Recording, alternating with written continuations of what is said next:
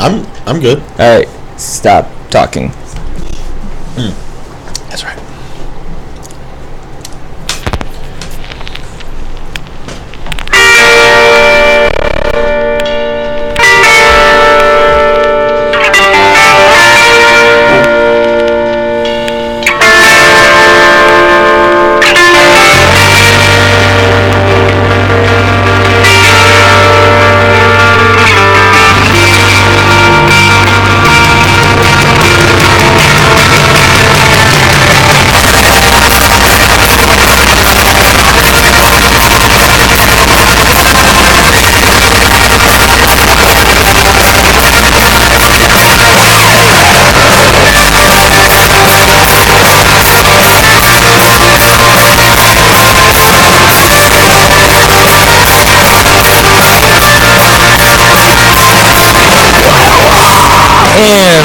Welcome to another edition of the Degenerate School of Wizardry. I am one of three hosts tonight. My name is Corey Shuba, and sitting directly across from me is the one, the only man with the golden touch, Cornhole Matt. How you doing today, buddy? Fantastic. What's going on? How you doing? Doing good, man. And to my left, the Italian Punisher, known as Seth.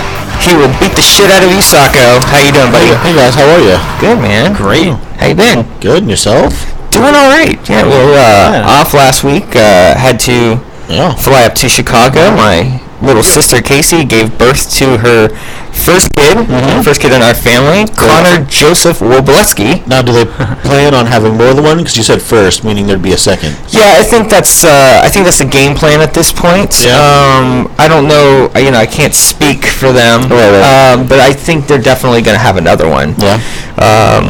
And everything went great. The kid's looking good, so everything's good on that front. Yeah. Really adorable. It was a great time too. Like, I hadn't seen my sister in a while, so it was good to see her. Awesome. Did you go to any good restaurants? You hit Portillo's? I didn't. Alice? Yeah, no. I didn't. I only got into the city once the entire time I was there. I went to visit a friend, and it was a good time, but we had sushi while we were in town. Oh, okay. And then Chicago meat in your face? No, I did not put any Chicago in my mouth at all. I missed that. Did you go see Josh? I tried to get a hold of that motherfucker, and I talked to him a couple days before I got up there, and we were going to hang out, and then I blew up his phone, and he didn't hit me back. He's very elusive. He's weird like that. So, unfortunately, this go, I didn't get to see him, but I think I'm going to go up for Christmas. Yeah. And what does he do now? He is bartending at the Up. It's a bar up there.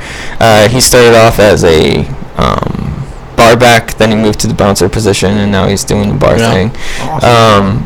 And it fits him, it's kind of weird because Josh is kind of an introvert and not really a people person. Yeah. But for some reason, when we get into his bar, he just it's weird, It's just like he's just comfortable in the situation. He's been there for a really long time, so that's cool. He's doing good, and I don't know, man. It was a good trip. It wasn't long enough, but vacations never are. Yeah, of course not. So. How you guys been, man? What's going on with you? Huh? Well, how was Halloween? Because that's what's going on right now. Yesterday was Halloween night. My Halloween is significantly less eventful than Matt's. Obviously, we talked a little bit beforehand, so I guess I'll just go ahead and let him speak his piece, because really there's nothing to tell. I ate some cheesecake and fell asleep with my dick hanging out. That's all I got going. I definitely did not eat cheesecake, but I always fall asleep with my dick hanging out. So but yeah, no, I hung out, handed out candy, had a blast, man. It was fun. Sat on the front stoop and got tanked and gave out full-size candy bars and. Oh man, you're the cool guy. I'm the fucking man. Yeah, that's dude. Jam. Well, I mean, come on, you gotta go all out, dude. Why not? No, I agree. I would like to be that house that's remembered for the being the cool guy with the full size. There is this thing that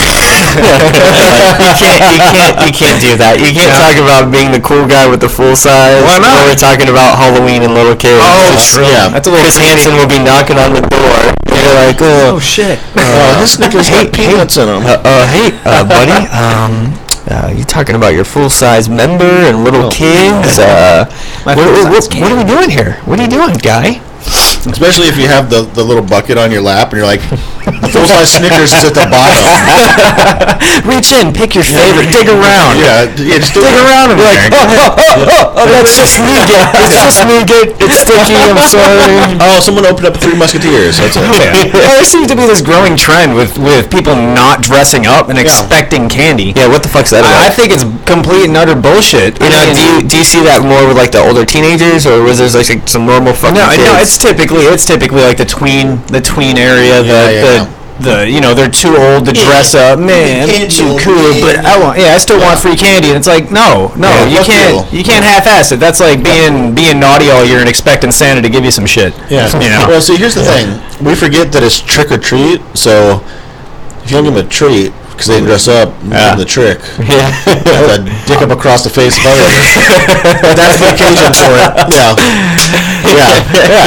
But hell yeah, I just don't get it. So I was turning them down. No costume, no candy. That's kind of how it goes. I had 3 kids roll up on BMXs. 2 of them had masks and like garb, whatever, and some makeup and shit on. They made an attempt. Yeah, exactly. And the one kid didn't. And I'm like, cool, you guys get some candy, and you do not. And he's like, oh, why not, man? That's not fair. That's bullshit. You're giving them stuff, blah, blah, blah. And I'm like, dude, you didn't even put in an effort. And his buddy's like, man, I told you could have had that SpongeBob mask, and, it wouldn't have been a problem. And I'm like, go home and get it, dude. You come back and get a candy bar, dude. You got a bike, bitch. Yeah, dude, hurry up, man. And he didn't put any effort into it. I don't want to change the subject, but let's put a bookmark on this because that's a symptom of a much larger problem that I want to get into later. Ooh, okay.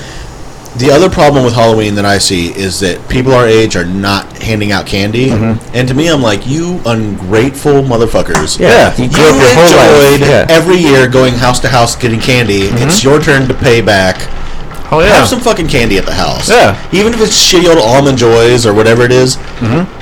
Fucking have something ready for the kids. Yeah, even if it's like healthy, like or not even healthy, but those the chewy Quaker granola bar things. Those are badass. I don't care. That'd be good. Here's a pamphlet about Jesus and a penny. Fuck you. I hated that shit. Do you remember the bag of pennies? It's the fucking worst. The lady with the little Halloween bag of pennies. Like, fuck you, bitch! I can't get anything with these pennies. You get it. It's all stuck together. She's like, oh, you got 2. I need that back. Yeah. Separates it. Just like, no, just take the whole fucking thing. Yeah. And I'm gonna take these pennies to go buy some eggs. Cover your house in yolk. I like it when they open the door and they hand out that bowl of loose, unwrapped, hard candy. It's all stuck together. I'm gonna come back and I'm gonna glue these pennies all over your car, you fucking bitch. Dude, I remember me and Corey, we trick-or-treated in his neighborhood one year. And we were both Jason for some reason. We just both had Jason masks and nothing. That was it. That was our costume. And this one lady, and I kid you not, handed out Planters peanuts. I remember just going, I can't, as soon as she closes the door, I'm going to root through those things and just fucking get rid of them. And I didn't, obviously, but I was just like, God, why? It bothered me that those fucking peanuts were in there. I'm like, that doesn't belong in there. Yeah, man, there's certain things that just piss you off when you're, just get the candy. The pamphlets or the toothbrush or come the fuck on with it, man. I'm not, you know what I mean? I didn't come up here. Toothbrush. Yeah, dude, I had some kids get. Don't do too much candy. Tell me what to do. So butthurt about not dressing up, right? And the kicker of it all is that they're like, this. Oh, I remember this house. Same thing happened last year. We didn't get candy last year either. And so you didn't dress up last year. Right. You didn't get candy, right. And you come back around again a year later, not dressed up, and you don't get candy. It's a pattern here. Do the fucking lesson. Yeah. Hell yeah. But the mom, they went and told their mom, and their mom came back and started fucking bitching at me, and she was all butthurt about it, yelling and screaming and asking me how long I lived here and if I rent or own and trying to weasel me out. Yeah. So next year I'm giving out full size candy again. Hell yeah. Yeah. And Preparation H for all the butthurt motherfuckers.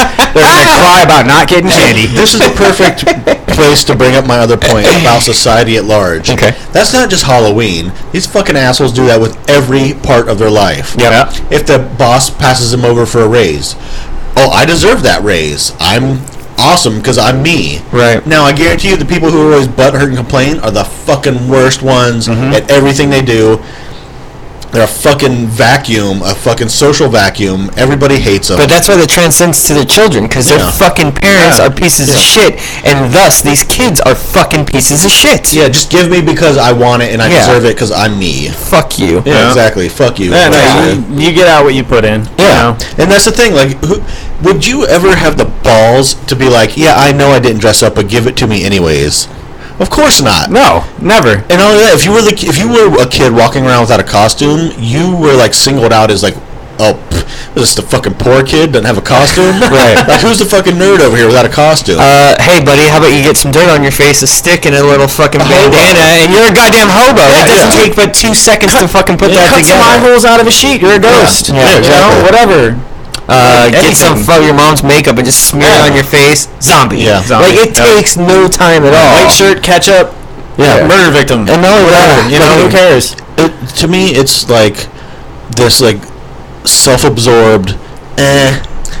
The game is rigged, so why try? But just give me what I want. I don't want to work for it, and fuck you for making me work. Now, Yeah. do you guys have any particular, like, haunted houses you remember when you were a little kid that stuck with you, that you like your favorite? No, but I know I just shit on your point, but this is important. We watched a documentary the other night on, they call it Haunting, right? Haunting. And I guess it's in Boston where it's really popular. It's these people who make these really elaborate haunted houses in their neighborhood, and you should watch I can't remember what it's called, but it's fucking fascinating. The retards in this documentary, and I know it's a really derogatory term, and I know I didn't use it in the medical sense, so I can't like cop out. Slow goats in Yeah, dude, dumbass house. Boston full of slow goats. So check that out. Look for it on Netflix. It's really interesting. There's this father and son team in particular who are so fucking special. They should get their own short bus. Awesome. So I used to go to Hades Haunted House in Chicago all the time. Q101 used to the radio station up there. I don't even think they're around anymore. But they used to sponsor. They'd have bands and shit and go for like the whole month. And they used to be like the haunted house, like where it was like if you get through, you know, you get a T-shirt, and all that. And then they, you know, they turned it down a lot and scaled it back. But they always had bands there. I remember I got to see Dishwalla. Okay. Yeah. And Geggy Ta. Nice. Yeah, you remember Geggy Ta? Nope. But I think I remember a haunted hayride. Corey, did my grandma take us on a haunted hayride when we were kids? I don't think I was. I don't think I was there for that. Almost someone was, and I thought it was you. I don't recall a haunted hayride. Then again, my head's been smashed in so many times that you did get. I don't remember a lot of things when I was a kid. Like I kind of my memory jogged, but I don't remember hayride. I don't know. I think the haunted house that sticks out for me the most is on 436, right near I-4. There's a Chick-fil-A there now, but there was a barn there, like house. And this thing was cool because it was 2 stories. They changed it up every year, but the thing that was its fucking trademark was when you were going downstairs from the upstairs, they had giant hay bales. Okay. And then when you got to the bottom, the hay was like up to your neck, and then you had to like fight your way through that to get to the next room. And then the next room was a dude with the chainsaw. And there was always people in the hay. And that was back when, oh god, I'm gonna stop myself before I rhyme. There's a room full of hay back in the day. That shit was not gay. Anyways, it was back when the guys could grab you or touch you. You know what I mean? It was before the insurance lawsuits and everything. And that's what makes haunted houses suck now. It's like, but they can't like him. There's like a 6-inch rule. I was enjoying at a legal safe distance. I was enjoying the like molestation in there. It was great, you know. That's the problem. Like if you reach around and you get a handful of yourself, and you're like, well, I get this normally, but it feels strange. It feels spooky. Like you're the one guy in the corner, just like, hey man, you're repulsive, but at least someone will mistakenly grab your shit if you try. Like, get in there, mix it up. You walk through with a heart on. You're like, scare me! Someone scare me! Like that. I know there's a mask there, but behind that mask there's some DSL. If I can tell. And a glimmer in your eye. Exactly. That zombie wants some slow dick. Oh shit, the slow dick. Now the decomposing dick. Oh god. Some zombie coming. Now we had a fair at our high school every year at Lake Brantley, and part of the thing that happened every year was there was a haunted house, and it was the shittiest haunted house. Like, everything in there was broken, so you were literally just like walking through the stairs would get small, and you're like, oh, I could tell this was funny at one point in time. Like, the mirrors were shit. Like, everything was sucked so bad. And at the end, there was a slide, and the slide sucked because you just slid halfway down. And stopped. So you just like crawl down. Like, oh, this is awful. Now let me ask you guys your opinion on this. So they have haunted houses, and then churches are notorious for things called hell houses. These are, in my opinion, some of the most I would never send my child through one of these because they are the most repulsive fucking visual things in the world. And for people who are supposed to be holy and supposed to like, these hell houses are depicting like rape, murder, and it's like all things that would happen if you continue a life of sin. You know what I mean? And like, I was just looking at some of these online, and it was just blowing my mind that these churches are backing these up and they're affiliated with this. And it's like you know, you don't want your kid to do this, but you're showing them a visual demonstration of, you know, like a chick in an abortion clinic, and the walls are covered with blood, and there's like dead babies on the ground, and like there's a scene where a kid's like smoking a joint one minute, and the next minute you're in another room and he's got a gun pointed at his parents. It's like, number one, these are all fucking falsities. Like, none of it's true. To be fair, there was a couple years where I was smoking weed, shit got out of hand, I pistol whipped my mom, and I shot the dog. Wasn't the weed's fault. I was going through some things. It was the voices that told me to do it. It's not my fault. Listen, it's not my fault Publix discontinued the Italian Public sub. They brought it back. Everything's cool now. My mom still got a star. What do you mean there's no boar's head meat? Boar's head, bitch. What's that? Yeah, it seems almost like they're contradicting themselves in a way. I mean, but at the same time, it's kind of like that whole thing with video games where they're like, oh, you know, if you play violent video games, you become violent. Right. But, you know, then, you know, people have talked about this tons of times. Well, that shows the whole, like, pathology. That's Like, if you get to experience it in a physical, a fictional world, you're less likely to actually do it in the real physical world. Well, I mean, like, it kind of satisfies some kind of ingrained mental for me, it's like those people were going, like, video games didn't invent violence. And if you look, like, there are historical precedents for, like, you know, other violent, like, school shootings aren't new. Right. Like, there's evidence of school shootings in the 1800s. What was their excuse then? Right. You know, chamber music. You know. Cold gruel. Exactly. Yeah. Porridge that was like, if I have to eat one more fucking walnut, I am gonna lose my shit and go. I am gonna get this musket out, and I'm gonna fuck some shit up. How? Like you shoot one person, you like everybody stay here. Get on the fucking ground. Yeah, 5 minutes. Like, they go to lunch, they come back, like, oh, he's still got the muscle. Stupid motherfucker, what are you doing? I think they're doing wheels in a cannon. There'd be more bayonet slings, probably, like, that's true. Probably a lot more brutal, just like, oh, man, wow. You know, it's just like, I know, going back to the Hell House real quick, I just think it's not something that's appropriate for kids to see. Like, I mean, it's not even fucking appropriate for adults to see, really. Like, you know, like, just, it's just... Well, the thing, there's this, I don't know if you read this. There was this one in Texas where it depicted in one room, like, these girls drinking, and, like, the next room, it was, like, a date rape scene. Like, this chick's getting fucking raped, and, oh my God, is rape. Like, and that's, I don't know how they get away with it, man. Like Universal Studios with Halloween Horror Nights, they couldn't do that. You know what I mean? Like, let's play devil's advocate. How rapey was this rape? It was like multiple guys rapey. Like, was it like original Last House on the Left rapey? Like, it was rapey. Like it was like multiple dudes raping a chick who had been roofied. Was it man? Now, were the gentlemen just giving them compliments? Why are we calling them gentlemen, you psychopath? Because did they at least use protection? They all had guns. We're talking about churches. They don't believe in protection. Contraception. Yes, I forgot. Yeah. That's actually what. That's they were using condoms then, I guess.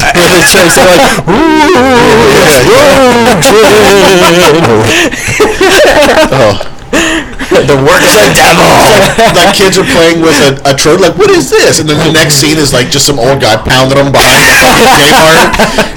That's a condom, and you're getting raped by old man Smithers. They're the worst kind of condoms. They're spermicidal as well. So highly lubricated. Killing God's creation. Yeah, that's abortion. Yes. Yeah. Yeah. Oh, God.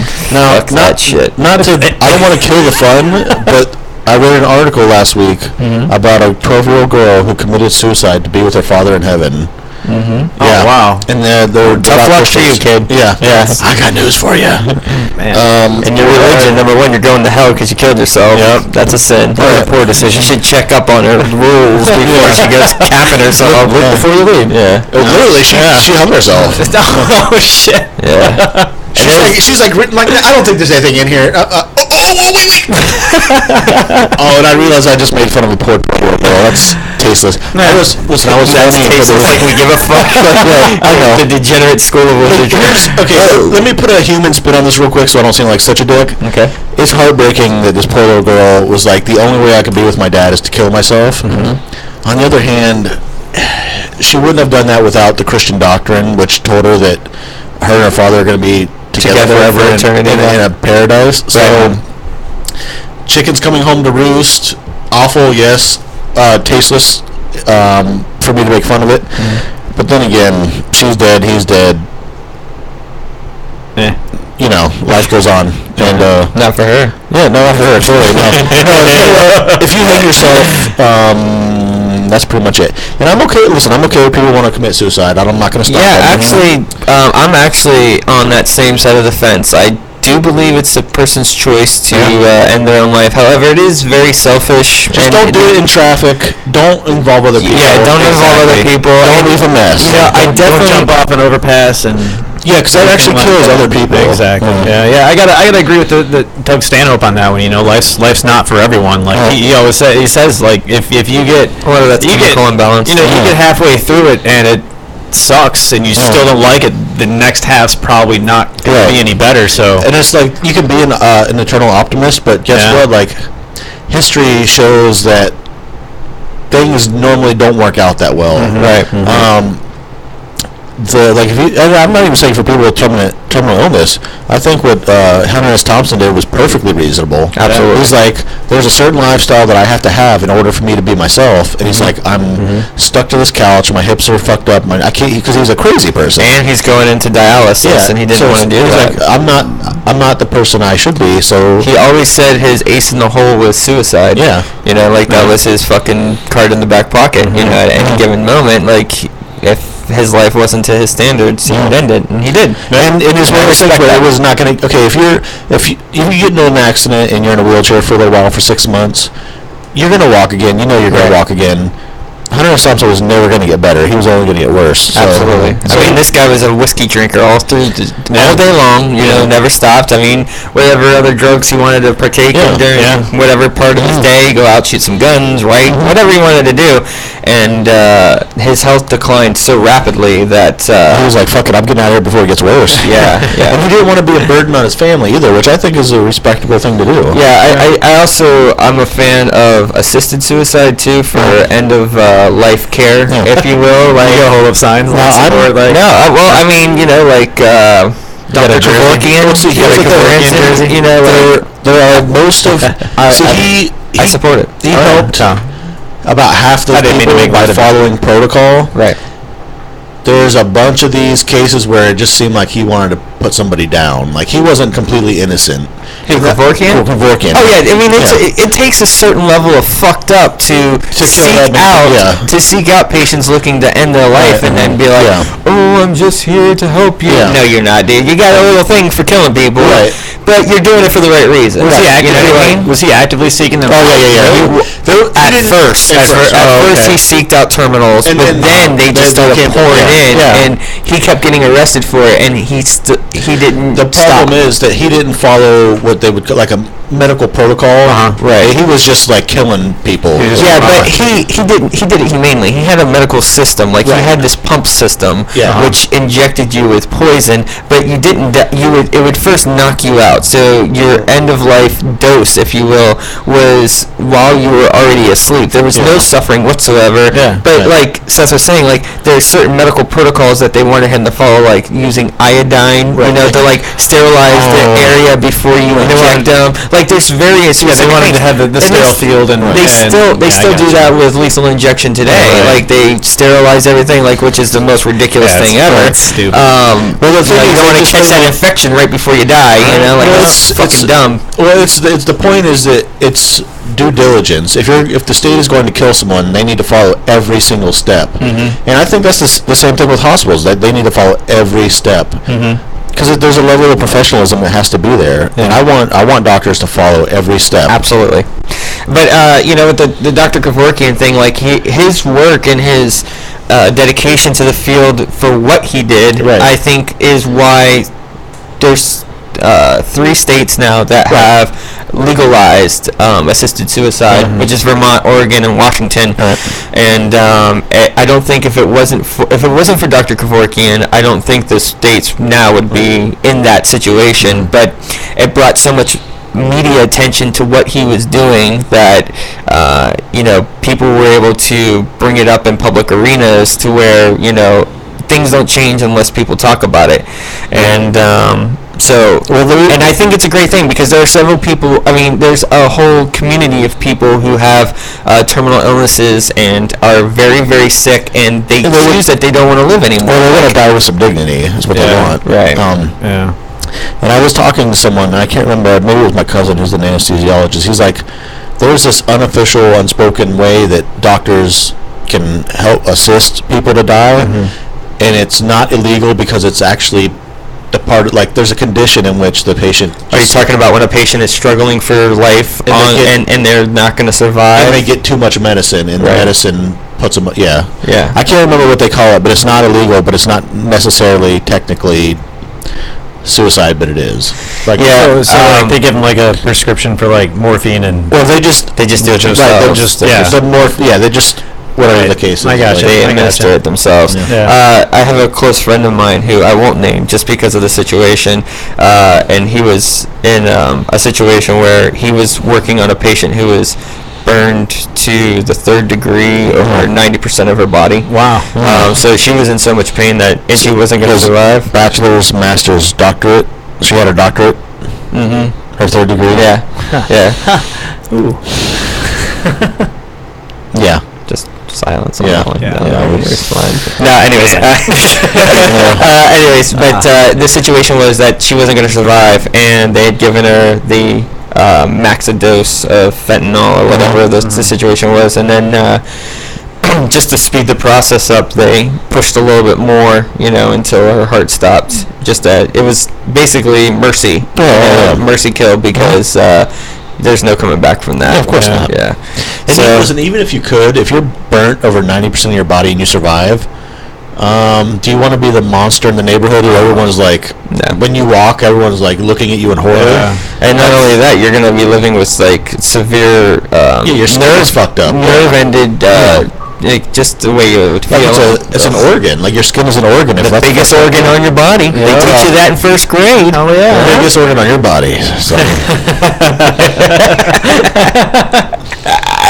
Actually, it takes a certain amount of brio to sit here and talk about how big your dick is when there's someone sitting next to you who sees it every day and they're like, I'm talking about Corey. Yeah, absolutely. And that's only because I send a picture of my junk to Seth every morning. I'm like, good morning. It's like, rise and shine, porcupine. With a smiley face on the dick. I always write like a special message along my cock. I don't get any of those messages. Well, it makes me sad. I mean, You know what I could start doing is writing a message around my rectum. Yeah. Spread my cheeks for you. Like, good morning, sunshine. little goatsy, little brown eye wink for you first thing in the morning. I want my daily dick pic. You guys need to get me on that mailing list. I want that. I'll make it up. dailydickpic.com. What we're going to do tonight, we're going to break this show up into 3 half-hour segments. So we're going to take our first break now. Okay, cool. So everyone at home, go get a drink or whatever. This first music break is from a gentleman who goes by the name Woodkid, and this song is called Ghost Lights. The next song after that is The Golden Age. This is Degenerate School of Wizardry. We will be right back after this.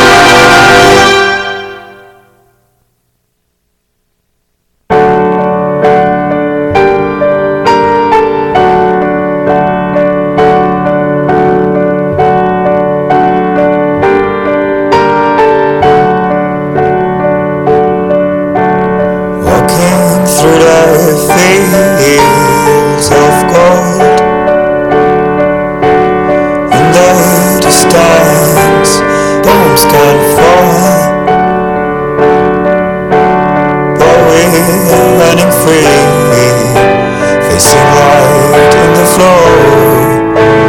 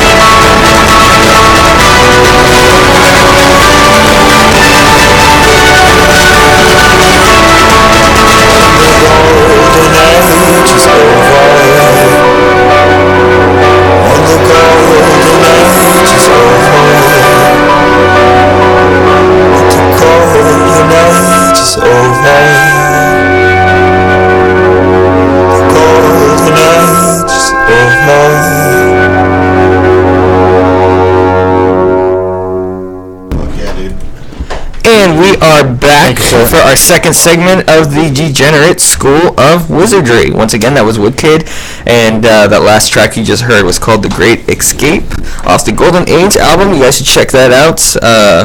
I think he's cool. I mean, it's kind of a different sound. Are you talking about Wood Chipper? Yep, Wood Chipper. Yeah. Anyways, so going into the next segment, we're going to switch it up off of the Halloween talk and the other discussion. Real quick before we jump in, true story. Yeah, go ahead. I got my balls caught in a wood chipper once. The wood chipper broke. That's true. That happened. It happened. It's super hard wood. Yeah. Oh, the hardest of woods. Petrified. Oh shit. That's what happens when you throw stones in a wood chipper, man. Too roasting. Yeah, it's the fucking. I got the stones. The big old petrified redwood. Oh god. I love when Seth talks about his own dick and he's like, oh yeah, so good. That's essentially all my art. The album is just me going, oh yeah. Someone's in the back of the door.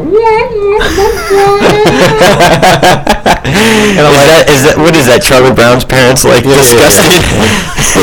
Yeah. All right, so I'm gonna play a clip that I posted on Facebook that it pretty much gone viral. It was from a TV show, but the view of the character here, which you're gonna hear, is kind of how I feel about it, and then we're gonna discuss the clip afterwards. So the clip is about 3 minutes and 30 seconds long. So just hang in there, and we'll get back to the. Can you say why America is the greatest country in the world? Diversity and opportunity. Lewis? Freedom and freedom. So let's keep it that way. Well, why is America Not the greatest country in the world, Professor. That's my answer. You're saying Yes. Let's talk about Sharon, the NEA is a loser. Yeah, it accounts for a penny out of our paycheck, but he gets to hit you with it anytime he wants. It doesn't cost money. It costs votes. It costs airtime and column inches. You know why people don't like liberals? Because they lose. If liberals are so fucking smart, how come they lose so goddamn always? Hey, and with a straight face, you're gonna tell students that America is so star-spangled awesome that we're the only ones in the world who have freedom? Canada has freedom. Japan has freedom. The UK, France, Italy, Germany, Spain, Australia, Belgium has freedom. So 207 sovereign states in the world, like 180 of them have freedom. All right. And yeah, you, sorority girl, just in case you accidentally wander into a voting booth one day, there's some things you should know. And one of them is there is absolutely no evidence to support the statement that we're the greatest country in the world. We're 7th in literacy, 27th in math, 22nd in science, 49th in life expectancy, 178th in infant mortality, 3rd in median household income, number 4 in labor force, and number 4 in exports. We lead the world in only 3 categories: number of incarcerated citizens per capita, number of adults who believe angels are real, and defense spending, where we spend more than the next 26 countries combined, 25 of whom are allies. Now, none of this is the fault of a 20-year-old college student, but you nonetheless are, without a doubt, a member of the worst generation ever. So when you ask what makes us the greatest country in the world, I don't know what the fuck you're talking about. Yosemite?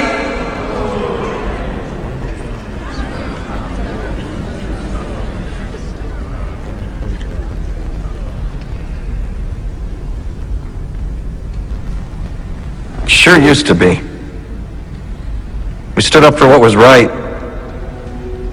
We fought for moral reasons. We passed laws, struck down laws for moral reasons. We waged wars on poverty, not poor people. We sacrificed. We cared about our neighbors. We put our money where our mouths were, and we never beat our chest. We built great big things, made ungodly technological advances, explored the universe, cured diseases, and we cultivated the world's greatest artists and the world's greatest economy.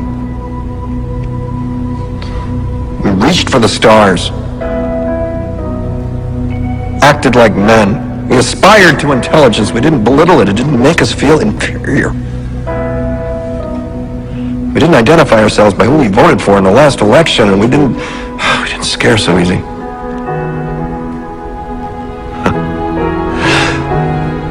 We were able to be all these things and do all these things because we were informed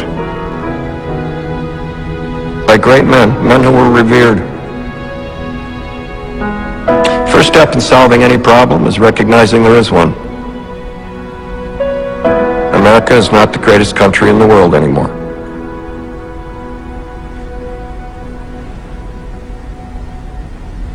Enough? Hey, and was that inspirational music being played while this was going on, or they edit that in later? That was edited. Was there some guy on the keyboard like playing that shit like just like improv? Like He planned it. He brought his little boombox and just put it on his shoulder like a fucking champion. oh yeah, that's So, what did you guys think about that clip? I've been saying that. That was awesome. To my my cohorts forever, and I'm not Screaming it, yeah. I'm not one of these little fucking pussy progressive douchebag hipsters. No, hang on a second. Don't throw yourself in this category yet. It's the cool thing to be like, America, fucking. Everything we do is wrong. We're the evil in the world. My thing is the programming that we receive through media that we are the best. It's a lie. Well, we're only getting that through half the media. Like the conservative media is American exceptionalism. The liberal media is America is the problem. Right. And here's the real problem. We are worried about what everyone else thinks instead of just doing our own thing. Yeah, picking up our pants, grabbing our balls, and fucking fixing the situation. Yeah. What we need to do is and there are some instances in culture which I'm this is a definite upswing. Right. Society is breaking away from its identity with government. Now we're a new country, relatively speaking, not as new as some, obviously, but in history we're young, and for up until recently we were associated with the government because we were the country, we built this country, this and that. Well, now we're kind of in our first real downslide as a country, and most of the population doesn't agree with what the government is doing, and all other countries have experienced this, and now we're finally experiencing it. Whereas when society moves away from the government, a lot of other things happen, like regionalism is becoming more popular again. People kind of start being interested in other aspects of culture. This, for instance, 20 years ago, would we ever have had cheese with fucking espresso on them? No, of course not. Because people are more interested in cultural things because the frivolous, shiny, pop music, materialism is becoming more popular because people are poor because of all of the not only the real estate bubble burst, but the trading on whatever it was. Yeah, well, there's also a assassination of the middle class. Yeah, and that's what I mean. The separation of poor people and rich people, the divide is so great now, and it's greater than any situation we've ever seen before. And I don't know what it's going to take for us as a society and our government and our political views to stop fucking finger pointing. There is a huge problem with our society where we're not coming together to resolve situations. It's just finger pointing, it's your fault, and then they just move on to the next topic. Not only that, it's people are taking positions which are impossible. We all have interests, and that's fine. If you have an interest, you can work through a problem. Right. If you take a position, you've automatically said, this is my bunker, and you can't get to me, and this is where I stand, and nothing's going to change that. And I think it's unfortunate that our government politics now play this game where it's political it's not. It's I would say it's resolution suicide. They will not allow the other party to gain any ground with any means necessary, even if it means shutting the government down. Right. The will to fail on purpose to make the other side suffer is so fucking ridiculous. Right. It's like little children on the playground fucking with each other, and we're talking about our society. Yeah, I don't want to sound like a hippie and we should all get along, but at what point do we abandon that bullshit? Right now, kind of two-party everybody's I'm against you, you're against me, and just kind of hey, we're fucked. And we need to figure something out. So I don't know if I've ever had. It's happening now. And this is one of those times, and I don't know if I've said this before, but there are times in history when you're going through a historical change, and we're witnessing it now. There's been, typically over the last 10 to 20 years, people treated their their political party like a football team. They could do no wrong. Right. Their president was the quarterback, and everything he did was right. But what I'm hearing now from more people our age, not people who are like dug in, a little older, and who are a little bit, it's harder to change their minds, but Yeah. When people tried to blame this whole shutdown on the Republicans, there were some calls to be like, well, actually, the Affordable Care Act is not what it was promised to be. The website it's not because of volume. It's actually broken. Like, But let's talk about that for a second. Let me finish. As the liberal, let me finish. This is important because I'm making a point. Okay, it wasn't because of the volume. It was because the website wasn't actually ready on time, and then Rush Limbaugh jumped on that right away, as he always does.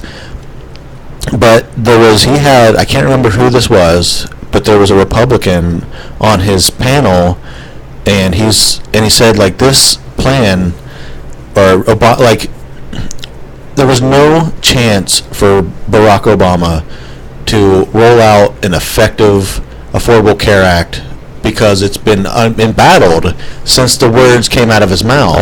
And like, what did you expect for him to do? Like, you can't horse beat him and then call him inept, or when what was he going to do? He had no chance, and that doesn't make him any less incompetent, because the man doesn't know how to.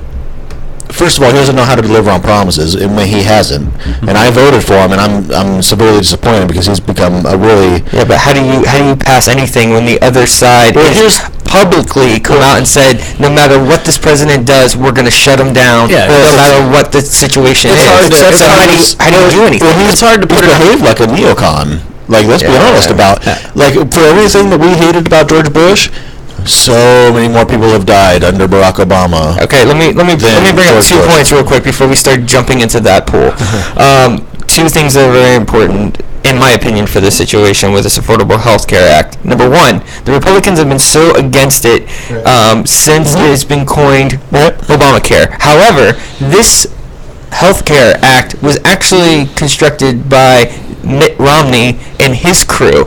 This has just been a healthcare program that Barack Obama adopted and brought in because it is a good idea. And while Mitt Romney's crew had it, the Republicans were all for it. Why? Because he's a Republican. Right. But here's where the breakdown happens, and I've actually done research on this. This is important. The problem is he gave deferments to business owners, and granted, like, we can't afford a hit to the economy, but you know who's bearing the brunt now is that people who are being hurt the most, people in our age group. Yeah.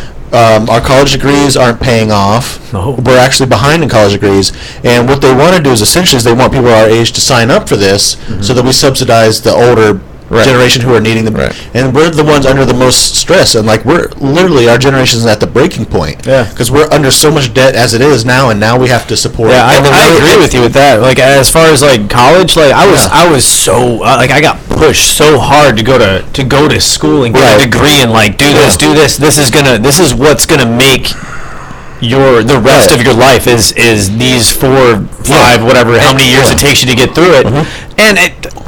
Shit, dude. The most I've done with it is like I helped my buddy's skate shop make a cool promo. You know, I think it's really rough too for kids coming out of college who go into like waiting jobs and things of that nature, because that class of workers is the one that's actually going to be hurt the most by the Affordable Health Care Act, because companies are going to have to lay off all their part-time workers, and that's all a waiting job is. You don't have a full-time position as a waiter or anything of that nature, like working at a theme park and stuff. There's barely even full-time positions available anywhere. Everything's become part-time. Let me bring up my second point with the website. Okay. There is, I'm not throwing out a conspiracy or anything like that, but this company that was in charge of getting the website ready and produce the website was a company that has been under contract with the U.S. government, and it was George W. Bush's contract that got this company on board, and their CEO is a Republican backed individual, and this whole company is a GOP backed company, and then are you fucking surprised that the website is chocked full of problems for your Democrat president and also the Republicans who are trying to stop the actual Healthcare Act itself? Are we surprised that there's glitches? Are we surprised that it was not ready on time? Are we surprised? I'm not. Because I can tell you this right now. If my backers were the one in charge of any project that I was doing, and I was doing a project for the quote-unquote enemy, because that's what the fucking Republicans actually have come out, they are totally against it. They're like basically waging political war. Well, I'm against it in its current form. For anyone to be surprised that there's glitches in the problem, it doesn't shock me at all. And unfortunately, let me explain why that is, and it's for a different reason. The problem is that all the most talented people aren't working for the government; they're working in the free market, the private sector. Yeah, right. And that's the glitch is because they're second-rate employees and they're working on government wages. Yeah. The problem is that anytime you have, and I worked in obviously local government, and it wasn't like anything like the federal government, but when you take a government contract, you have certain stipulations, you have to meet certain standards, and those standards, let's be honest, they're not. It depends on the government you're talking about.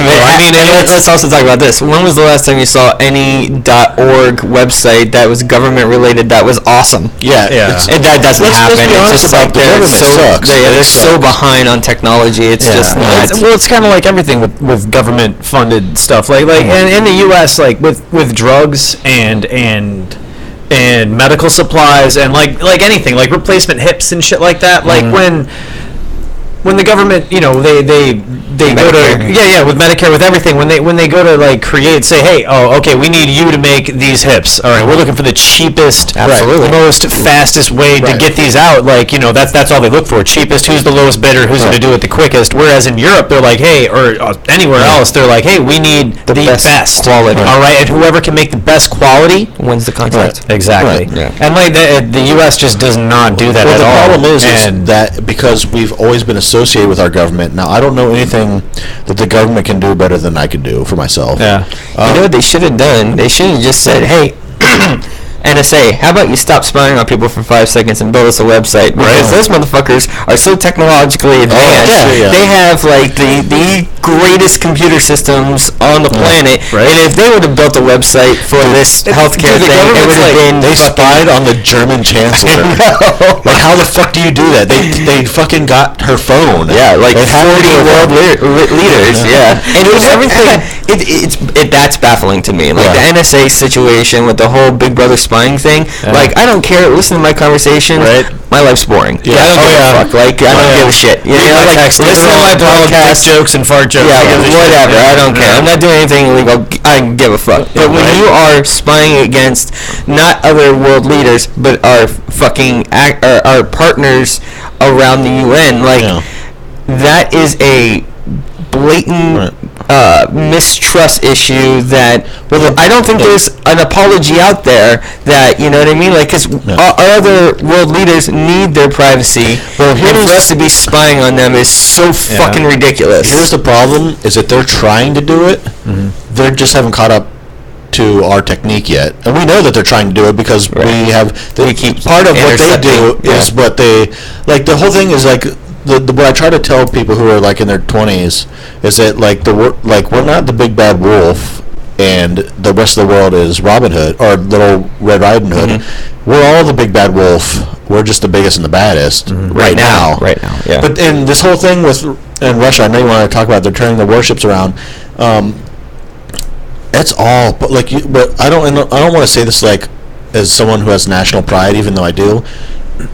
Russia could not win a war against the U.S. if the problem is turned around and stuck our butthole out and said, "Go ahead, Putin, stick it in." And then we turn around and we've got a gun in his fucking grill. But they're the second strongest nuclear power on the planet, and that's the scary thing. I don't give a shit about their foot soldiers or their fucking capability, but what I do know is that they have an arsenal of nuclear weapons that is very, very scary because it's not just, okay, we could be bombed with nuclear weapons. Right. It's the detonation of a nuclear weapon overseas or anywhere near our region, and then your nuclear fallout and your repercussions from radioactivity that will affect all of us. Right.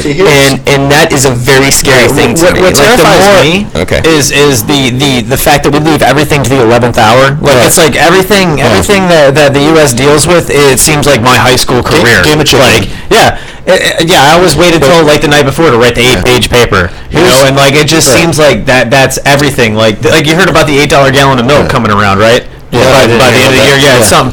I have no idea how the farming industry works, but the whole food stamp thing, like if they don't reach an agreement with the farmers union and the government, like we're gonna be paying $8 a gallon for fucking milk, and I don't drink milk, I don't really care, but at the same time, a lot of people do, and that's absolutely ridiculous. And to your 11th hour point, that's why we don't have to worry about nuclear war with Russia. Our war with Russia will be a conventional war, because when you always get to the 11th hour and go. I don't think that exists anymore. I don't think that'll ever exist again. Between two superpowers, that's the only kind of warfare you can have. Now, when you have a war like the one we've been fighting with these, like with guerrilla warfare, Vietnam, these wars in Afghanistan. Now, the first invasion of Iraq was a conventional war, tanks, artillery, that whole thing. Yeah.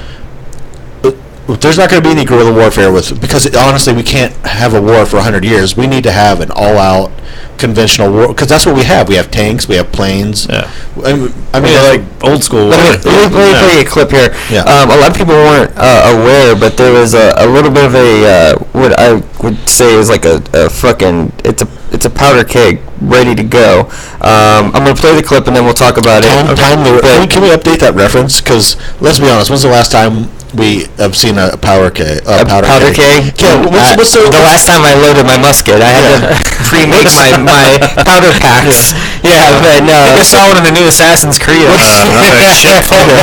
the digital world. What's the 21st century equivalent of C4? C4. See, but it doesn't have the same pops of powder keg, right? No, that's why I said it. Yeah, C4. Okay, so Meth lab. We'll be just hanging there and bear with us here, guys. Thank you. Details here of an apparent Israeli strike on a military base in Syria that would have taken place on Thursday. Matthew Chance joins me on the line now from Jerusalem. What do we know about this Israeli warplane strike inside Syrian territory, Matthew? Hello, thanks. Well, first of all, the Israelis themselves have refused to comment on these allegations that airstrikes were carried out by the Israeli Air Force on the military base in the port city of Latakia in Syria earlier on today, Thursday. But we've had confirmation from a White House official, or Obama administration official rather, that indeed took place. It's been widely reported in the Israeli press that there's been a strike on the Latakia base northwest of Damascus. But the Israelis have, as I say, refused to comment on whether it was them or not. The Obama administration official saying that it was the Israelis, telling CNN that the Israelis believed that there was sensitive and sophisticated missile equipment there that may have been transferred to the Lebanese militant group Hezbollah. And that's why this source in the Obama administration says the Israelis struck. Now, in terms of the Israeli involvement in the conflict in Syria, they've said they're not involved, but they do have certain red lines that they will act on if they're crossed. And the transfer of sophisticated missile technology to Hezbollah is one of those red lines. There have been a number of attacks in the past in Syria against missile facilities and missile convoys and weapons convoys that have been blamed on the Israeli Air Force and the Israeli military. But again, on none of those occasions have the Israeli armed forces acknowledged that they've been responsible, and so that's what their position is this time too. So, that situation, in my opinion, is far more scary to me than our possible strikes that were that would have taken place a month ago, when the rebels were being gassed. And the other report that I saw on CNN was that Russia had left the region with their warships, but they've since turned around and started coming back. Yeah. Now, we're going to have to back Israel in this situation. Now, the reason Russia is protecting Syria is because Syria buys weapons from Russia, and they're going to protect their ally. Yeah, their customer for sure. Yeah, it's like one of their greatest customers, next to China. And I think this situation, because Israel was attacking Syria without UN permission or any sort of world community plan, and them just doing it on their own, is what will eventually unravel the situation into something potentially fucking disastrous. Actually, I have to disagree with you on this point. I think this one dies on the vine because of the history of Israeli and Arab nation conflict. I think this one goes away in 2 weeks, and we never hear about it again. I think Syria retaliates. Syria can't retaliate. They don't have. They can within their boundaries. Inside the boundaries, but they can't. They're already limitations, if you will. Right. They have. You don't want to split your force and then go fight a professional. They don't have the ability to fight Israel right now. And apparently Israel has the best air force in the world. The best fighter pilots from what I've read. They had planes over there. Oh yeah, they do. They don't have the best planes. Yeah. That's for sure. They don't. Yeah. Their tech's not up there. No. They have good planes. But we're awesome pilots too. I don't know if it's a mandate, but we have to be 30 years ahead of everyone else in the world militarily. That's like the standard. Mm-hmm. So.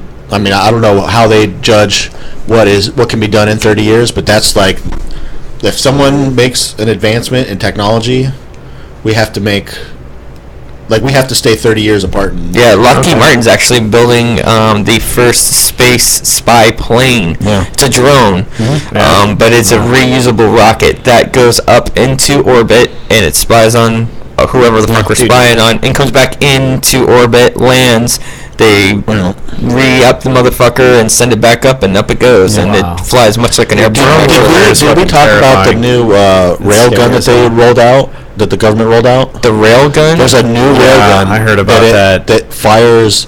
a laser? No, it fires a rail, but it's at like a sonic speed that's like Mach 1 or faster. Just anything that it hits, it just fucking disintegrates. Just disintegrates, and it's like it has this velocity that, like, they said it could go like wherever the depth of a bunker, penetrate the bunker and go through, then but not down. They can shoot it down, but it's for like. That's cool. Yeah. Our new laser technology coming out. Our Navy has lasers now. That's exactly what I was going to say. See that new rifle the Russians came out with that fires 800 rounds underwater rifle? Underwater. Fucking terrifying. Something about the construction of the bullet itself, the way it spins underwater, is what prevents it from being stopped. Did you watch them fire it? I did. It was pretty incredible. But our Navy, with that laser, they've actually tested it now on dummy planes, and they're able to take a plane out of the sky now with a laser. A fucking laser gun. It's the fucking future. Like, we've got fucking Star Wars. It seems like laser guns. We're going in a different direction than Russia. It's like we're trying to put together Skynet, and they're like, let's make a better gun. They're making lightsabers now. Well, not lightsabers, but they found a way to bend. I don't know how to say it. I don't even know what it is. I'm too dumb to even. It's like their focus is different. But they're definitely pushing a more futuristic sci-fi weaponry. We're like, let's keep. You know what I mean? Like, it's a body count thing, I think. That the Russians, they don't give a fuck. They're like, we're the biggest country in the world. We've got bodies to spare. You know what I mean? Yeah. And we're a civilization that can't put up with, like, a big body count anymore, so. And we don't have to. You have a fucking rail gun and laser guns? Yeah. Just like... And not only that, with... we can't build a website for healthcare. However, we do have an offensive computer strike force that can essentially hack into other countries' power plants, military facilities, and shut these fuckers down. Dude, like, that is the other next wave of military warfare. Is when a country is about to attack or whatever, you go in there and you shut their fucking power down, their government down, and you lock them up. Like, when you cut off communication within a military force, you've essentially rendered them powerless. Because if they cannot communicate, they cannot form a plan to strike, and then you're fucking, you got a bag over your head. You know what I mean? The funny thing about that is that most countries have done most of the work for us because they want to control their citizens' ability to use the internet. Like in Egypt, the country can turn it off. Well, guess what? If the country can turn it off, all we have to do is get to that button remotely, and then we can turn it off. So they're like, it's like that little, you know, that, what do they call it in the Death Star, the power couplet or whatever the fuck it is that you have to shoot. Oh yeah. They're like, they hung that thing on outside the Death Star like a nutsack, and all I had to do was walk by and slap it. You know what I mean? Like, come on, man. What was I gonna say? Have you seen that the latest improvement in that like feline-esque drone that runs? Dude, it's not on a treadmill anymore. 35 miles an hour, booking by itself. Yeah, dude, it's Skynet. That's it's Terminator style, bro. That's some Transformers. Yeah, dude, wait till the Russians get a hold of our like fucking Robo Lions and shit. Fucking Robo Lions shooting railguns. Like, whoa, mind blowing. Yeah. Okay, so we're coming up on our second break. That was a good segment. Thanks for sticking in there. A lot of people don't want to talk about military shit, but I found it interesting and I wanted to bring it up. And I don't mean to sound nationalistic, even though I know it's unpopular to like this country. I do, and I'm not bragging about our military might. Don't get me wrong. I don't hate our country. I just want us to be better. Of course, I do too. I want us to be the golden age of the United States when we did fight for things because it was the right thing to do. Right, absolutely. And here's the issue: is that people have gotten this like, I love it, so I criticize it. Like, criticize it, that's fine, but like being cynical is a completely different, separate. Like, I'm not cynical about the states. We're doing what we have to do, and everyone else is doing what they have to do. It doesn't make them bad, and it doesn't make us bad. It's just the stakes are a little high right now. So, I mean, I love living here. I wouldn't want to move. I mean, maybe Canada. Canada seems nice, but but you're used to the cold. I thought I could do that too, but it's too fucking cold. But it's just, depends on where you go. I'm just sick if you of moved all to Vancouver, it's pretty nice. Yeah. I'm just sick of all the douchebags. I'm just sick of all the dicks and all the corporate the corporate bullshit. Like, I get it from both ends, man. I hate fucking hipsters, and I hate. I fucking hate corporate shills. Fucking despise hipsters. Like, everybody who's just so like, they're just so like down on natural. everything. They're just like, they just dissent. They just want to just argue about like anything you like. I'm like, hey, I'm drinking Bud Platinum. That shit sucks, and it's like, dude, it's just like, it was on sale for $10. I like it. Hey, it's like it tastes good. Yeah, it's cheap. It's got more alcohol. It comes from a place of insecurity. It's like, the game is rigged. I'll never accomplish anything. So when someone accomplishes something, I'll find something, a reason to bring them down, so they're at the same level as me. Yeah, which I'll talk about in the next segment, because I read this book. It's fucking rad. We're gonna take a break here, and this music break, I don't know why. I've been listening to some soft rock lately. Soft rock? Soft rock? Soft rock? What if you get up on a sloth that had the most velvety fucking voice ever, and it was like... What's some kind of deep dicking? I know. No. It's like Susan Boyle. She sings that song from fucking Les Miserables. And you're just like, oh my God. I imagine... You're a hideous monster, but your voice. I imagine Susan Boyle's clitoris actually looks like a sloth. Dude, no, that's what the fucking dodo birds use as a diving board to jump into a huge ocean of pubes. Oh, man. So how about that for a callback? Dude, good call on the dodo birds. This musical break, Christopher Cross. Right Like the Wind. Oh, fuck yeah. And then the next song after that, Sailing. This is the Degenerate School of Wizardry. Talk about a fucking monster with a velvety voice. We will be right back after this.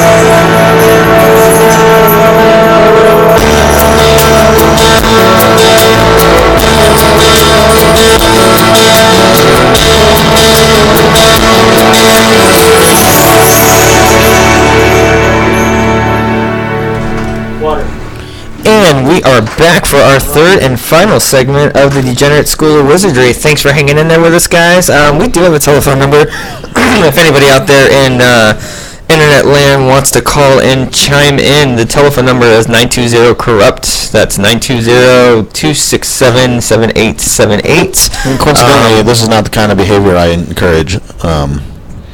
Don't call three guys on a Friday night. If you do, just know that inside we're thinking, what a loser. Yeah, what a fucking loser. You fucking loser. At least we're hanging out with friends. You know what I mean? We're playing radio. Yeah, and, exactly. We're playing a game, and you're just like, well, it's either this or the gun. I guess I'll call you. Jack Kevorkian's dead. You know what I mean? Might as well, you know what I mean? Going into this third segment, Seth wanted to review a book that he just recently read, or he's into reading right now. And this is something that we can all speak to, because I think we maybe all feel the same, and I don't want to put words in your mouth, but we'll see. You can put whatever you want in my mouth. Shit. There's not going to be room for words when I put my... Yeah. We all know where this is going. Let's not beat a dead horse. It's not fucking dead horse. It's more fun when they don't struggle. Yeah. Really? You ever see? Yeah, you ever been kicked by a horse, buddy? You see the fucking the guns on a horse? Dude, that thing fucking punches you, you're done. Not bad. Man. You take a horseshoe to the cock and your dick is done. That one guy in America's Funniest Home Videos took one in the nuts and he got up. He was okay. Well, that was good for him. Apparently there was like some kind of like clown nose in there, because when he kicked it made that noise. Like, yeah. So that part was his balls. That's awesome. Speaking of balls, imagine if of balls, did you see the million ball pit? Oh yeah, I saw that. I did see that. My first reaction was that would be the most fun ever. Right? First reaction. Second reaction, as a germaphobe, I was like, I jump in, come up, dirty Band-Aid stuck to my face. You hit that weird wet spot of balls that you have no idea why it's wet. Yep. However, there was something that I noticed. Because back in the day, SeaWorld had just built this giant playground. Oh, the fucking... And they had a ball pit that was probably close to the one that was on Gizmodo. Yeah. Which isn't there anymore. They've taken it out.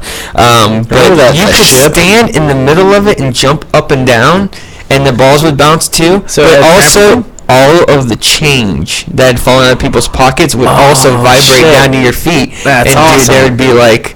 As a kid, you know, like $2 or $3 in quarters was like the jam. You know what I mean? Like, this is a box of candy. It was like an adult park, man. You find like lighters and fucking iPhones, straight joints, just random pills, fucking whatever, fucking silver bullets and pocket rockets. It's still on. Yeah. Oh my god. Some flashlight comes bouncing into your leg. Just like, I'll fuck that later. Seth picks it up. He just like, disappears into the balls. Like, I know this is for jerking off, but I think I'm going to perform that'd be great. Lingus on this thing.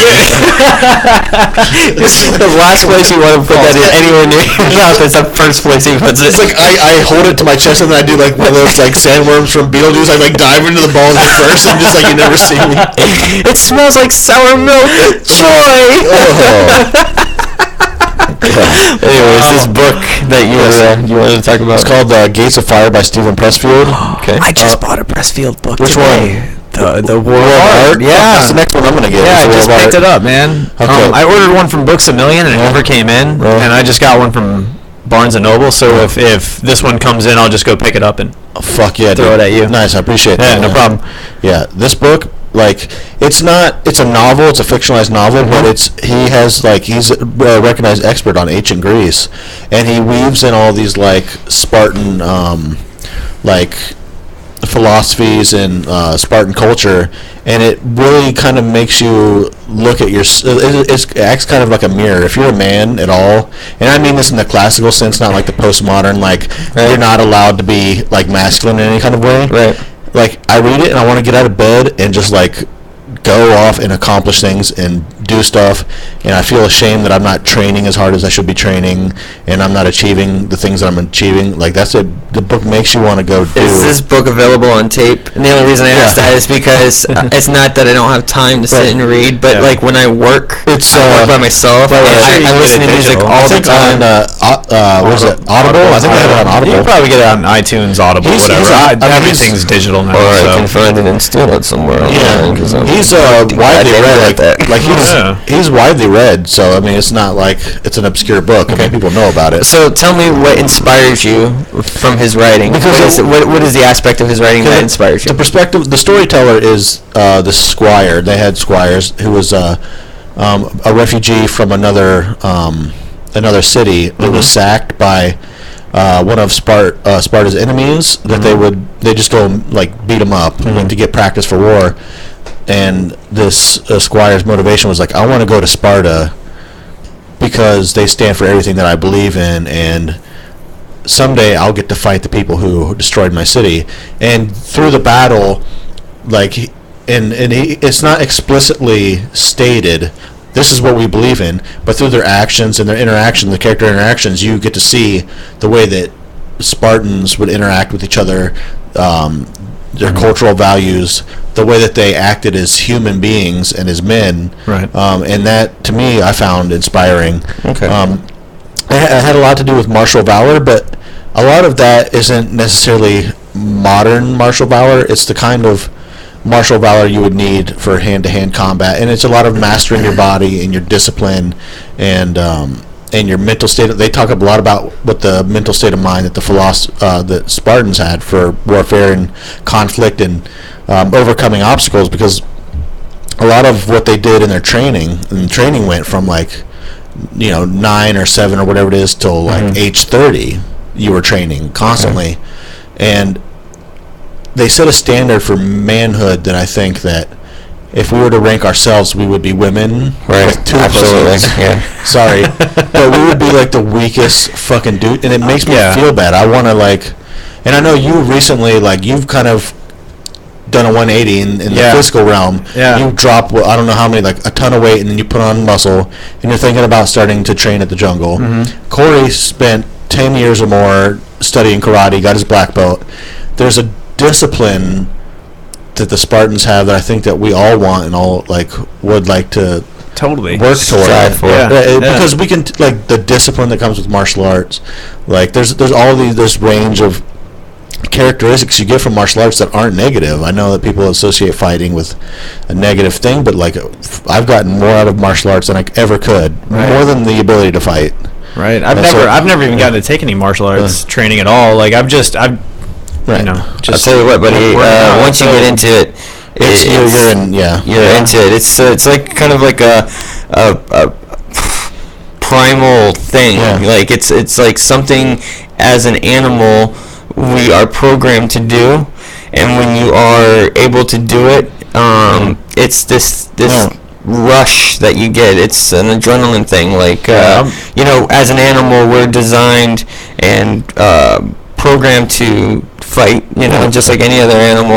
And when you are able to escape the boundaries of society and tap into that, it is something that's extremely rewarding and very, very enjoyable. And it's sick. It's a sickness, because, like, once you get training and you start to enjoy the pain aspect of what you're doing, and you're getting punched, and you're getting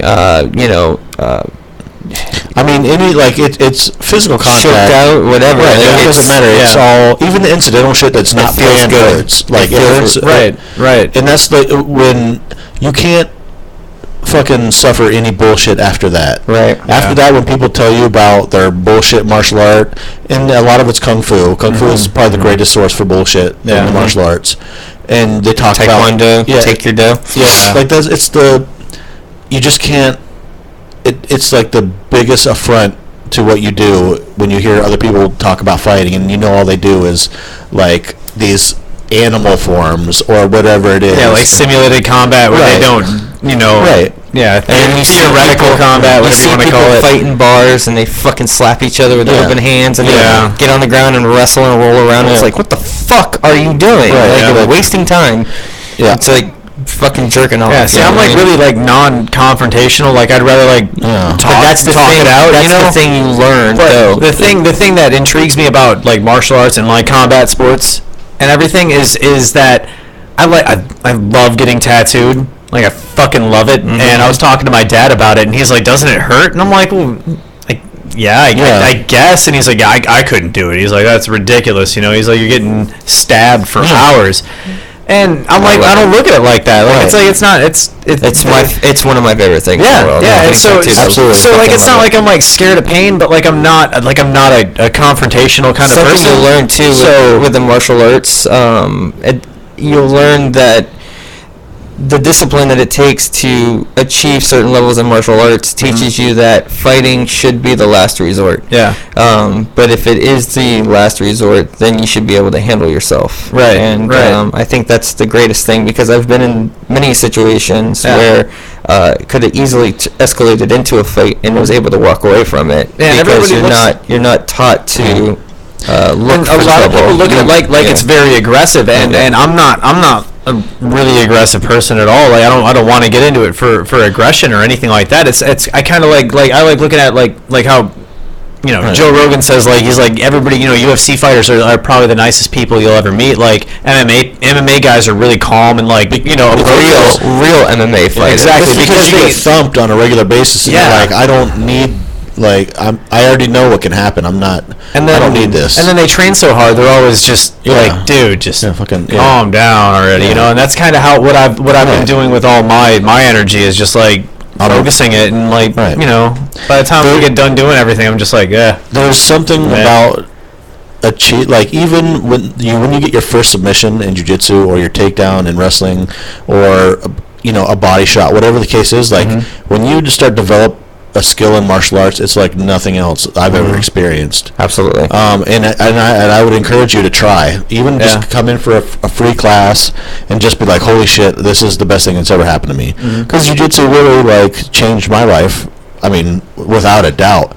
I mean, maybe I would have developed intellectually the same, but the way, my philosophy as a person, the way I carry myself, without a doubt, shaped by martial arts. Absolutely, and I couldn't agree more with that. Yeah. And I think as a teenager, the personal achievement that you get out of setting yourself a goal and then seeing it out and accomplishing that goal is something that is definitely worth all of the trials and tribulations that you go through while training and learning a specific style of martial arts. And I think one of the bonuses to the whole martial art aspect is getting to go to competition, and then when you test your chops, if you will, against somebody else in a different style or whatever, and you come out victorious, there is a level of joy or self gratification that you don't really find in any other sport. You know what I mean? Like winning on a team sport is fun, but when you get in the ring against somebody and you walk out the winner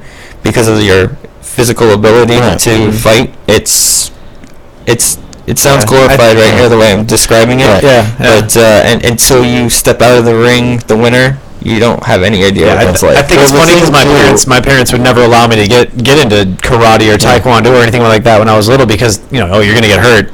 But here's a skateboard. My ankle's completely fucked. I still skate, but like Yeah, I know. There's I would direct our listeners to an article that I wrote, but it hasn't been posted yet. I'll defer them till next week or whatever. But the thing I was going to say is I'd like for them. I'll keep them in waiting. Yeah, exactly. It's not only the winning that's important, because I've won and lost, but losing changes you in a much more positive way than winning ever could.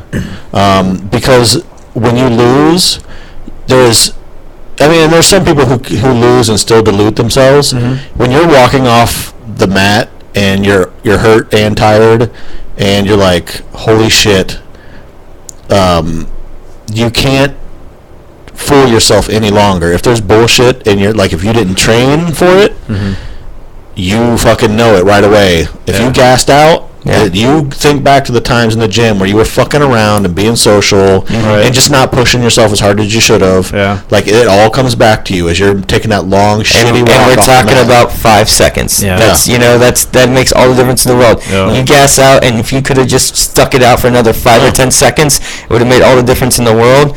I understand what you're talking about with the whole losing aspect. It makes you so angry at yourself that you make promises to yourself that you're not going to allow that shit to happen again. that vision of that Wendy's pretzel pub burger floating around in the back of your head. I can describe it like this. You running on the treadmill and being able to increase your distance and speed with those increments, you'll find that same gratification with fighting. Yeah. And you'll dig it. Yeah. So once you get into it, dude. Yeah, dude. Yeah. Dude, the first time I started doing interval, like, and I got off distance training, like, and I actually started, like doing the 30 full sprint and then a minute 30 off. Stop. Oh. Why did it do that? Should we stop talking? Just for a second. Okay. And I'll tell a story. An inspirational story. Awesome. It's probably not that inspirational. No. All right, go ahead. But like the first time I got off the distance and started doing interval, and like, you know, I was like, man, I'm fucking tired, and then like, you know, that 130 comes around, and it's like, all right, I gotta sprint again. Yeah. And I realized like just push, and I could hit 20 miles an hour again, and just fucking keep running. And then I looked down, and I was like, holy shit, I just did a mile in 6 minutes and whatever seconds. I was like, I've never done that before, like ever. Like, it just pushed me to do even more. Like, it's so gratifying. Like, I can tell from your personality and the way that you've been training just on your own, and the transformation you're able to do with your own body to this point, that once you get into the jungle and you start grappling, you start training, I think you'll do an amateur fight within a year. Oh yeah, without a doubt. Yeah, you'll get in the ring within a year. That's awesome. Thank you. Yeah. What I was gonna say this, and you'll do well. Yeah, absolutely. Oh, thank you. You'll do well. The highlight of my competition career is a loss, and I've won before, and I've actually took second place. It's the highest I've ever done is taking second place in a tournament. But I took a Pan Am champion and a multiple-time Brazilian champion. 5 minutes and 30 seconds into a match with 30 seconds left, I was submitted. But he's a third-degree black belt, and I'm only a brown belt, and I was the only brown belt in that division. And like I've gotten more compliments out of my performance in that match than any compliment I've ever gotten before. And that was the only time I wasn't ashamed to lose, because I was up against such great odds. Like, he could have surpassed and superseded any expectation anyone had in that room, and that's a special thing. It's actually it should have been like he could have been if I had beaten him in that match, he would have had to retire without a doubt. Like, a third degree black belt is not supposed to lose to a brown belt. Absolutely. And honestly, the judge's decision, had I gone the whole way, could have gone my way. Who knows? Right. But the point is I grappled at a level that exceeded my own expectations, and I was okay with losing in that regard. That's awesome. Yeah. Now, if I beat him, that would have been way more awesome, but whatever. Hey. Yeah, I mean, It's fucking huge. You can see my picture. I don't know if you guys have checked out my face. Like, he's on. I've seen it. He's huge. He's a fucking monster. Dude, win or lose, it's all about the experience. Honestly, I mean, that's what I've come to learn. It's like anything, good or bad, who gives a shit? As long as if I lost because I didn't train or I gassed, take out of it, that's shameful. But I trained my balls off for that competition. So that's the point. Like, and the point of taking inspiration from the Spartans is their discipline and dedication, and I think that is probably the best thing I've gotten out of it. I actually got really lucky with the group of kids that I trained with when I was coming up. They were all national champions, so who you train with is just as important as how hard you train, because you can train all you want, and if you're training with people who are shit, like, that's what you come out with at the end of the day. If your coach sucks, then you can train all fucking day and you'll never get any better. Yeah, so I was very fortunate, because I honestly believe I wouldn't have done as well as I did in my tournament career if I wasn't training with Justin Lamb, Josh Mulpey, Sean Winter, the Vaughn brothers. These guys in their divisions were national champions year after year after year after year. Unfortunately, I had to fight with these guys, and you know what I mean. So like my main accomplishments were just individual tournaments that I won. Like I won the U.S. Open one year, which was huge for me. The Southeast Open. I won a bunch of ISKA tournaments. Nice.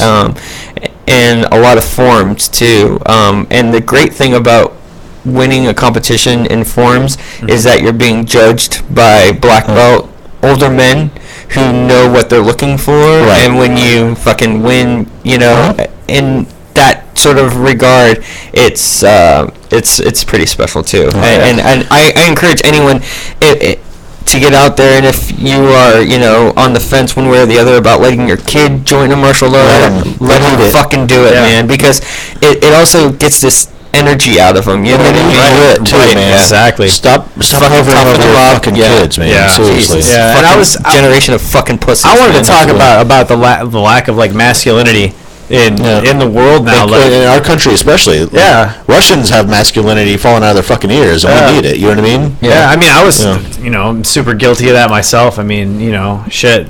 I feel like in the past like few months I've you know, like you said, done a 180 and like really like changed a lot, but I still have a lot to go. You know, I have a lot more work to do, and you need a black eye. People, I've had more than a few. Black eye. Oh, I've had more than a few black eyes. But like, you know, I see people who you know, like old school like men, like my dad, you know, who like fucking real man. Yeah, exactly. My grandpa, dude. Oh my god. I've talked so much shit about Pittsburgh. Crazy old dudes.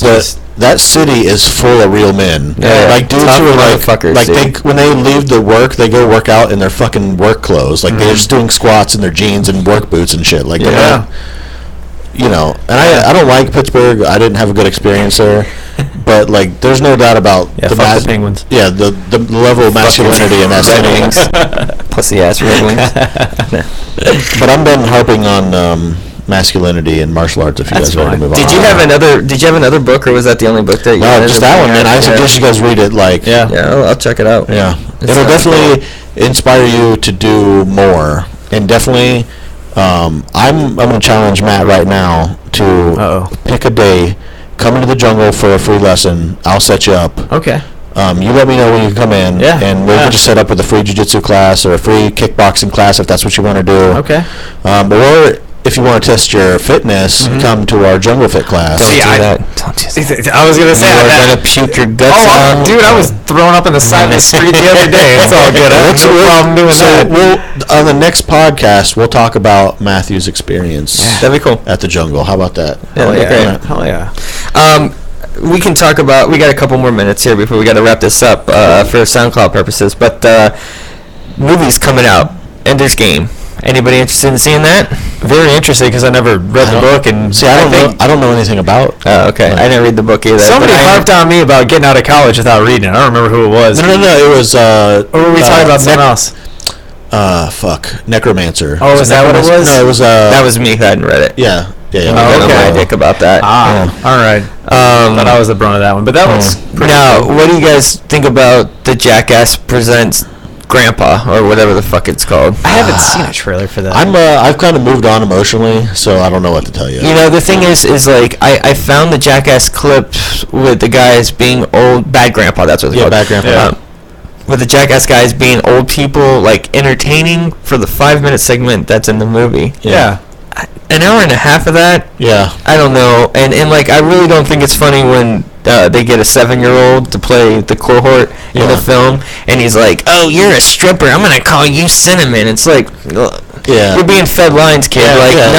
You can see the earpiece. Yeah, I don't fucking really find that entertaining. It's a shock value thing. You know what I mean? Yeah, it's not and I don't feel that. Honestly, I'm not looking forward to it. I'll probably see it, but I'm not going to see it in theaters. I'm more interested in like X-Men: Days of the Future Past and the new Avengers movie and like where they're going to go with that. But I'm a fucking. Are you a fan of the Thor films?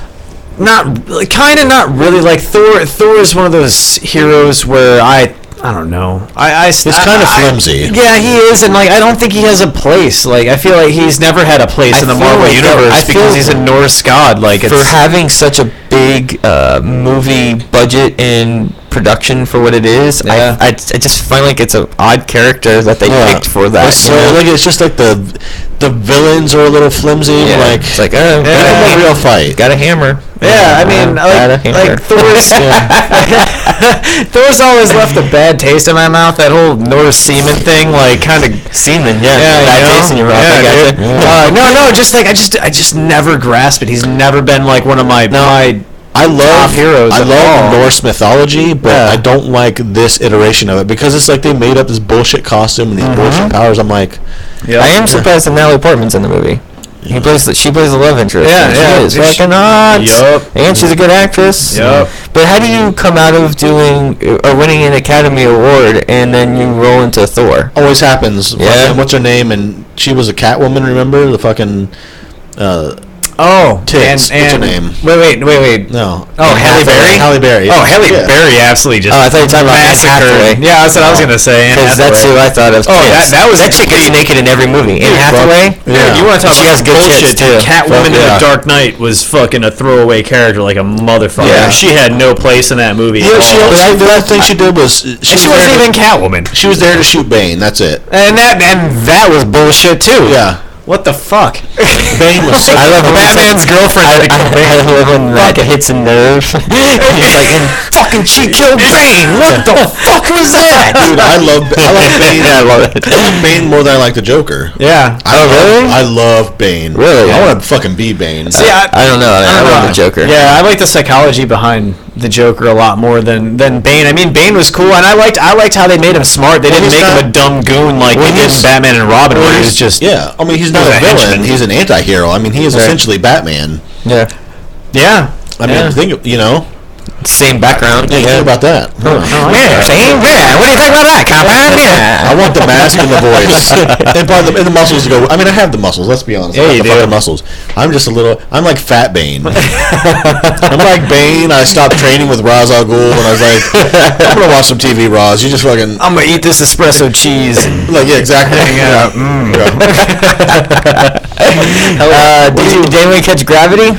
No, I haven't seen it. Damn. Like I it wanna see that looks, too. sweet. I want to see it in 3D before it leaves the theaters because I heard that in 2D it's not that great, but the 3D aspect because of the whole if you're into space. Is it IMAX 3D or is it just you straight can, up 3D? but now Ender's Game's gonna have IMAX, so you're not gonna catch that Wait, that already launched too. That launched what today? today. Game? Yeah, Oh, Ender's damn Game. it. So I won't get to see it in the big gigantic I know. stadium No. IMAX. Damn. The first Hobbit movie was a little disappointing, but Are we I'll talking be- about the new one that just new came out? Hobbit movie. Yeah, that was pretty weak. It was I didn't weak. even go to see it. And I'll tell you why it was weak. It was like 4 hours long, and the story could have been told in like 35 minutes. Yeah, that's the problem. Yeah. Is they had to put in all these like action beats and comedy beats. I'm like, Yeah, not necessary. too long, man. Two movies. You could have done this in 2 movies. Yeah. But It's kind of like Peter Jackson's thing, though. Like, he Well, stretches everything out. well, the problem is they fired him because he wouldn't play ball. But then they realized that he's the only person who could actually pull the movie off because of his experience with the last movies. Right. So they had to bring him back. But they forced all these like caveats. The next installment, they've already surpassed like $600 million in production. Yeah. Oh, wow. $600 million in production. Yeah. What the fuck are you guys making? You know, are you building a cruise liner? Like, what the fuck? How much does it cost to render shit? A lot, apparently. Oh god, dude. They have probably more special effects in their prop department. Is like they actually make cities and shit. Their prop department does. So Yeah. Did you watch that Days of the Future Past trailer for the X-Men? I haven't. I haven't seen it yet. Whatever happened with that Wolverine movie? Was it any good? I dug it. I didn't see it. I saw it. It was good. Yeah. I signed off on Wolverine. I don't know. Let me tell you why this one was better than the other one is because this movie the graphics were realized, like the visual effects and everything were pretty cool. And also everything was all the fight sequences were really good up until the very end of the movie, and they dropped the ball, bro. Yeah. That last sequence, the last half hour of the film, the climax of the film, it's so bad. Yeah, it's so weak. Every aspect of it's the weak. first Story's weak, Wolverine movie the made me acting's so weak. mad. I couldn't even go to see it.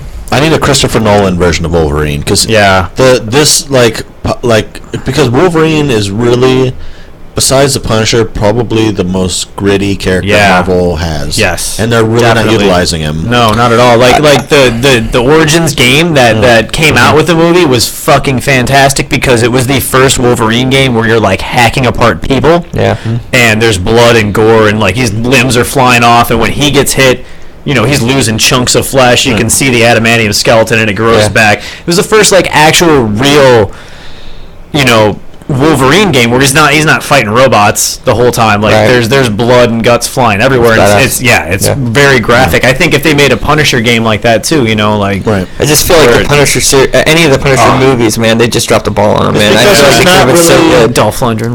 There's nothing. The only difference between the Punisher and any other mafia shoot 'em up movie is the white skull on his chest. Mm-hmm. Yeah, that's it. It's hard to make that look like. It's not. It's hard to turn that into a comic book movie. Yeah. You know what I mean? Yeah. I was listening to one of the Comic Book Men podcasts, and they were talking about how they really like what was his name? Ryan Johnson? No. Mike? No. Wait. Who's the guy who runs it? What's his name? Walt Flanagan. Walt Flanagan. All right. Yeah. How he doesn't. Or wait, was it Walt or was it Mike? No, Mike doesn't like him. He doesn't consider him a hero. Who? Wolverine? No, Punisher. He hates him. He hates him as a he's not a hero. No, he's not. Yeah, he just sees him as a murderer. Yeah. He's like it's disgusting. Well, there was that time. Remember when Image Comics came out and there was like Lobo and all of those? Like there was no superhero whatsoever in that. They were just. Oh, okay. Yeah. Cool. And I miss those comics. I miss what's his name? Grendel. Remember that? Dark Horse. Dark Horse comics. Who was the guy with the almost like Wolverine? He had the spike on his hands. The Max. Dude, I love the Max. Yeah. They had that crazy Maximista. They had a cartoon on. There was a cartoon on MTV with that. Oh, that was that was the whole Liquid Television. Aeon Flux. You know, I heard them talking about it on the radio. There was some sort of DC villain back in the day was White Snow, and his power was doing cocaine. That came out in the 90s. Did you guys ever know about this? No. White Snow, and he was like, "My body is a vessel for cocaine, and I will do anything for this drug." And apparently he was only a villain for like 2 comics. That's great. Yeah. That's a good one though, because like he does blow and he gets all amped up and runs out. Could you imagine like a heroin hero where he just shoots up? He's like, "I'm gonna go fight evil." They have one. Boom, and then passes out on the couch, does nothing. They have one. The end of the comics, his friends have drawn dicks on his face and shit. They have that already. It's called Snuffleupagus. Just walks around. He's all dirty and his hair's matted all the time. Anyways, all right, guys. Well, we are coming up on the end of this episode. Thanks everyone at home for tuning in. Everyone on SoundCloud, that's where you can find us. Also, you can check us out here on Ustream.com, Degenerate School of Wizardry. Anyways, you can find all that information on our Facebook page as well. So, if you need any of that information, go ahead and hit us up there. Thanks for tuning in, guys. Seth, thank you very much. Matt, as always. Yeah, it was great, guys. Oh, yeah, had a fun time. And on our vitamins, our exit music tonight is a little Starship. Do you want to before do you want to post your vitamins? Do you want to advertise for yourself? Get yourself customers? I don't know if I'm allowed to. Yeah, it's probably not best. Like the whole what we do for a living thing. But take your vitamins and drink some beer. Yeah, exactly. There you go. Anyway, so on the way out here is Starship with "We Built This City." Thanks for tuning in to episode 36 of the Degenerate School of Wizardry. We will see you next week. Thanks for tuning in. Have a good night. Hell yeah. We built this city. We built this city on rock and roll. We built this city. We built this city on rock and roll.